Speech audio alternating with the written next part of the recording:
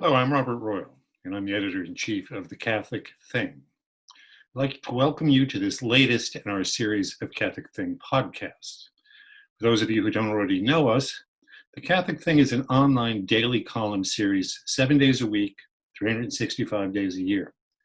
Our columns are short by design, under 1,000 words, so that while drinking a cup of coffee or in just a few minutes, you can get a brief but substantial commentary on faith and reason or the church in the world by some of the very best Catholic writers and thinkers. You can subscribe to The Catholic Thing. It's free by going to our website, www.thecatholicthing.org, all lowercase, and enter your email address. It's simple, and you'll receive the column every day in your inbox at 6 a.m. Give it a try. We're sure you'll be glad that you did. Hello, and welcome to our latest Catholic Thing podcast. We're delighted to have with us today Robert Reilly, who's the author of a stunning new book called America on Trial. Bob, you and I have known each other for years, but I've got to say that as impressed as I've always been by your work, this thing, I read it when I gave you a publication blurb for it, and I reread it just recently, and I think it's one of the most amazing compilations of philosophy, of history, and reflection on where we are in America that I've read in quite a while. So I'm very happy that you were able to make time to be with us today. Could you just start us out by telling us a little bit, why did you feel that this book needed to be written? I think some of us know that there's a controversy going on even within Catholics circles right now. Patrick Deneen and Michael Hanby and Rod Dreher and others have talked about a flaw in the American founding. And of course, that argument has been made before, but it's being made, I think, in a more insistent way recently. So give us a little bit of background about why it is that you wanted to write this book at this moment. Sure, Bob. Well, first of all, thank you very much for those kind remarks. Coming from you, they're particularly appreciated. As you say, this critique of the United States and its founding is not new. So the question is, why is it gaining more purchase today? And what I suggest in the book is that it's a function of the further moral decline of America that has gotten so egregious in terms of the flood of pornography, drugs, abortion, the dissolution of the family, et cetera, et cetera. The people are desperate for an explanation of why. Why is this happening to us? Who did it? And therefore, more attention is given to this explanation that America's original sin was its founding, that it was a kind of time-release poison pill, and we're its victims. And what was the poison pill? According to thinkers such as Deneen and Hanby, it's the principle enlightenment, radical enlightenment principles of individual autonomy. And given various Supreme Court rulings in the public life of the United States, it's not strange that they should think so. You read Justice Anthony Kennedy in some of his Supreme Court rulings on where he finds sodomy in the Constitution and the right to same-sex marriage, he uses the language of individual autonomy, a phrase that would be completely unfamiliar to the founders of the United States. Right. So one can, therefore, that is, thinkers like Hanby and Deneen, say that the American founding was a product of the radical Enlightenment, and that there's really not a tremendous amount of difference between it and, say, the French Revolution, which is so transparently a product of that Enlightenment, and it just took longer for its ugly aspects to manifest themselves because this was such a thoroughly Christian country, and as it has de-Christianized itself, the true nature of this has come out. Yeah, I think one of the striking things about your book is the way you distinguish between the American Revolution, which is a revolution actually in favor of tradition, at a time when the divine right of kings has kind of gotten out of hand, and that's why we rebel against George III, and the kind of radical, freewheeling revolution that you see in France. I think we ought to also say for the viewers at home that neither you nor I are criticizing the correct critique that Deneen and Hanby are making about where we stand right now, that in fact, we've got something that's a very un-American sort of public space these days, in which those very solid principles that existed at the time of the founding have been slowly undermined by progressivism and by judicial activism and whatnot. But Hanby and Deneen, we have to say, are correct about the fact that we are in a terrible crisis right They're very good on this subject. Diagnosing these ills is one of their terrific strengths. And particularly, I would say Hanby is a very good metaphysician. Yeah. And he has shown that in terms of classical metaphysics, once you remove formal and final causality, you end up in an aimless, endless revolution, which we are living through today as we go from LGBT to gender mutilation and the next absurdity. So yes, I don't contest that they're very, very good in that respect. I simply take them to task for saying it's the fault of the founding, when in effect it's explicitly a denial of the founding's principles. And I use a handy quote from Obama to illustrate this. I mean, the founding, of course, was made in a certain understanding of transcendent principles, eternal truths about man, without which there would be no such thing as the American founding. Here is an illustrative remark by Barack Obama in his book, The Audacity of Hope. I think it's very helpful, very illustrative. Here's what he said, quote, "Implicit in the Constitution's structure, in the very idea of ordered liberty, was a rejection of absolute truth. The infallibility of any idea or ideology or theology or ism, and any tyrannical consistency that might lock future generations into a single unalterable course," unquote. So the truth doesn't set you free, the truth enslaves you. So Right. we have to jettison these transcendent truths, which means in effect jettisoning the founding and our republic, and it's why we're losing our republic. If there are let's dig into this a little bit more, because I think for me, one of the most striking chapters in your book is when you actually dig into the philosophical and theological background of the founders. That they quote people like Richard Hooker, but they're also interested in Suarez, they were interested in Robert Bellarmine.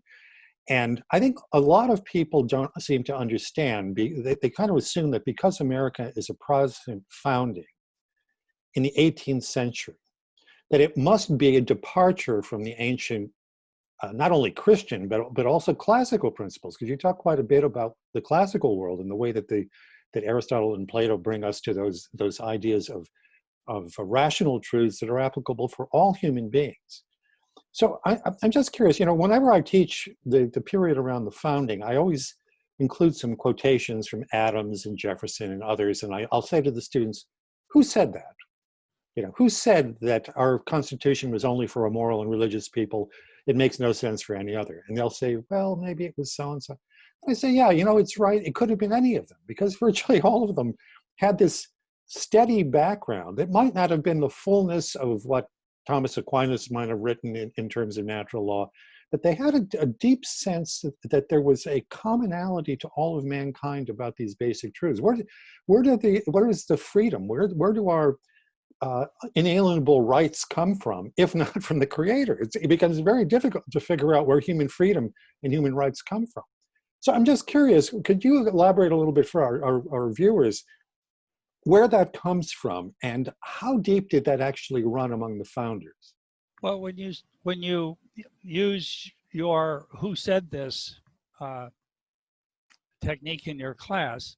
You know, in one chapter of the book, I put side by side quotations from Robert Bellarmine, from Francisco Suarez. I use those two because they were the most powerful critics of the idea of the divine right of kings, the absolute power of the kings, who of course denied there was such a thing as popular sovereignty, the equality of all people, the requirement of consent, the right to representation, or the right to revolution against tyrants.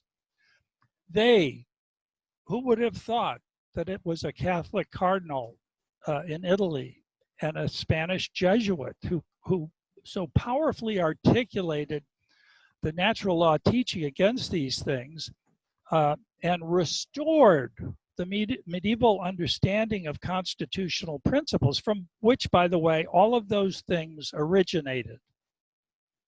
Sovereignty of the people, the requirement of consent, etc. Those were all developed in the Middle Ages. And Algernon Sidney, of course, was the famous Anglican in England who was considered such a hero in the American colonies, who absorbed all of these, who had read Bellarmine, who had read Sir Robert Filmer, who wrote his book against Bellarmine and Suarez, trying to defend the divine right of kings. Jefferson had Filmer's book, so he knew what Bellarmine had said too. So I put Bellarmine, Suarez, and the Virginia Declaration of Rights and statements from the Declaration of Independence, and they, as you know from reading it, they could be paraphrases of each other. Who said all men are created equal? Well, Robert Bellarmine said that well before John Locke or Jefferson. So this is the medieval roots of this. Ellis Sandoz is one of the finest scholars of the American Revolution. And Ellis, as you know, is himself a Protestant, but he's not at all shy in putting forth the view that the American Revolution was a counter-revolution to restore the medieval principles of constitutionalism. Right. Somehow So, there's been what we might almost call a black legend that's grown up, that the medieval period was the period of absolutism, and that America and the Enlightenment were a revolt against that, when in fact, some people watching this, of course, will know it already, but most people don't. They sort of think that the period of the divine right of kings is the medieval period, which of course is false, because all kings are in the medieval period are responsible to God and to those divine principles. And it's little by little in the 16th and 17th and 18th century that there's this creeping absolutism, and that's why we revolt against George III in the first place. Well, you know, I want to bring up a name that I know you talk about a lot in the book, and some people may not be familiar with, and that is Thomas Hobbes. That Hobbes thinks of the world as a war of all against all, and that only the Leviathan, only the absolute king, the absolute ruler and authoritarian can control these impulses of human beings, and that's what the basis of a well-run society ought to be. How did we ever decide that this was somehow identified with the American founding? well, first of all, before we can address the subject of Hobbes, you know, the principle, the fulcrum in the book is the tension between the primacy of reason and the primacy of will and power. And the primacy of reason was manifest in classical Greek philosophy, in Plato and Aristotle, and Cicero. And the primacy of will was manifest in the denial of the existence of natural law, and that creation or the universe was simply arbitrary. At the level of theology, this was expressed, say, by Thomas Aquinas, who said that will follows upon reason in the divine essence of God. So reason rules, will follows. This theological idea was flipped by William of Ockham in the late Middle Ages, and then taken up by Luther. No, it's primacy of the will. The will rules and reason follows. As later thinkers like David Hume would say, the reason is an instrument of the will to find the easiest way to fulfill what the will wishes. Now, if that's true, if the will is primary in God, that means there's no order in nature. Actually, there is no nature, and there is no natural law. There's no Aristotle's ethics. Man can't know that because God's will is arbitrary. He can change And that's it. what we're saying right now, of course. And then in Justice And now Kennedy's famous mystery passage, where the freedom is the absolute capacity to define your own meaning of the universe. You're not subject either to nature or nature's God. You're absolutely free to define reality. And we see this, of course, in transgenderism and some of the more bizarre manifestations of our culture. So in Luther, he would say that there's no natural law, or to the extent it is, man's reason is so corrupt, he can't know it. The only way you can know right from wrong is through sola scriptura, is through revelation. Otherwise, there is no way. And this corruption is only relieved by God's saving grace, which he provides arbitrarily on the select. So you could sort of think of man as a pile of manure, and the grace is the snow that falls on top of it. And this grace doesn't work with nature, it covers it. Yeah, it doesn't transform us. It doesn't transform it. Well, again, totally against what Thomas Aquinas taught. Now, what Hobbes's variation on this is that, yes, man is this pile of manure, but there is no saving grace. There is no snow falling upon this manure. And he then builds his political theory on this idea of the war of all against all, to which the remedy is the absolute sovereign state. And by absolute, I mean you have conjoined in that sovereignty both swords, the secular sword and the sword of the church, because the prince or the king is the head of the church, the head of the state. There is no transcendent end to man in which he will enjoy eternally felicity or suffer eternally in hell. Those things are only here, an earthly hell and an earthly heaven, which you can have either way depending on your relationship with this absolute sovereign.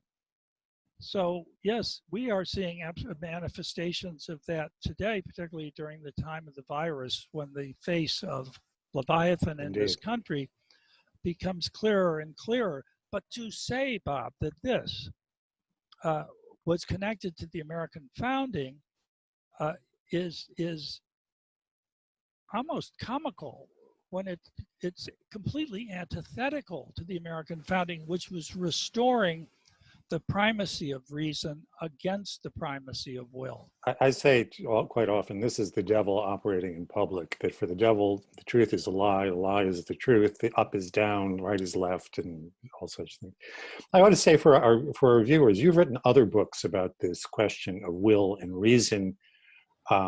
You've got The Closing of the Muslim Mind, which talks about how in Islam, the Allah has this will is primary and reason is secondary, that he can will anything, even contradict himself from one period to the next. Your book on Making Gay Okay, I think, touches on some of the same basic fundamental philosophical themes, where nature and God disappear, and then you just define yourself however you want. A lot of people refer to you as a polymath when I talk to them about you. You've also got books about modern classical music. Tell us a little bit about yourself, because I think a lot of our viewers probably know you through one or more of these books that I've just mentioned, but you've got a long history. We knew each other going back to the Reagan White House years in the 1980s, but just fill us in a little bit about your background. And we know that you've got many arrows in your quiver, but I think we'd just like to know a little bit about Robert Reilly. Well, Bob, if I could first say that my oldest son made a lovely remark about the three books you mentioned. He said they're a trilogy. Others might not see an immediate connection. What's a book about Islam, a book against the same-sex marriage, and now a book on the American founding? Because the foundation of all of them is natural law. I'm a natural law guy. And in fact, we could include the book on modern music when I try to give a diagnosis of how ugliness became a norm. And it was, as I tried to show, it was a denial of natural law in the world of sound, that music can be anything you say it is, etc. Well, I think to the extent I got an education, I went to a Jesuit school, so these kinds of ideas were not unusual there. And it's a different age for Jesuits, though. It was a different age. But I could see when I was at Georgetown University in the late 60s, I could see the classical Catholic education disintegrating before my eyes. I should say I went to a Holy Cross Brothers school before that, which was extremely good and very rigorous. And then some years later, I went to Claremont Graduate School, where I studied with Harry Jaffa and others in political philosophy that was also excellent. I had the privilege of working for the Intercollegiate Studies Institute for almost 8 years, which was the great fun of basically organizing my own graduate school, because if I could get 20, 30 other students to attend, ISI would pay for it. And through those means, I got to know and learn an enormous amount from the great Gerhard Niemeyer at Notre Dame. And of course, both of us learned so much from the great Father James Schall. Sure. And Russell Kirk, Thomas Molnar. I could go through the litany of great American conservative intellectuals from that era, and so it was. I was the beneficiary of all that. As I say, the book is not in any way original. I could blame it on my teachers, except for any faults, of course, which are my own. But it was because I was given by them such a strong background in these areas, in theology and in philosophy and political philosophy, that helped me write a book such as this or the other books which you were kind Well, enough. it's beautifully researched, it's beautifully argued, and it's beautifully written too, Bob. I can't praise it enough, and I hope people will go out and buy it. We're getting short on time, so let me just ask you finally. We've got to have hope for the future. We're not going to be locked down forever. What would you like to see happen? I mean, what would be Bob Reilly's ideal for what happens in America going forward so that we return? It's not simply a return to our own American founding, but it's a return to sanity. It's a return to reality. Father James Schall, you just mentioned, always used to talk about, and he wrote for the Catholic Thing quite often for years since we started, that the standard for us is what is. That's a phrase that's used in Plato. That the truth of reality, the substance of reality, the most real things in the world that are the standards for us as human beings and for human society collectively. This is what's most important. So we're not just talking about some kind of American eccentricity. We're talking about the great tradition of the human race. So how do we get from where we are now to where many of us would like to be? Well, Bob, I'd say I'm a pessimist in respect to the erosion of the American character and the condition of moral degeneracy in which our country is. I'm an optimist because the principles on which the United States was founded are sound. And that's why I critiqued the critics like Deneen and Hanby, because they leave us without any hope, you know.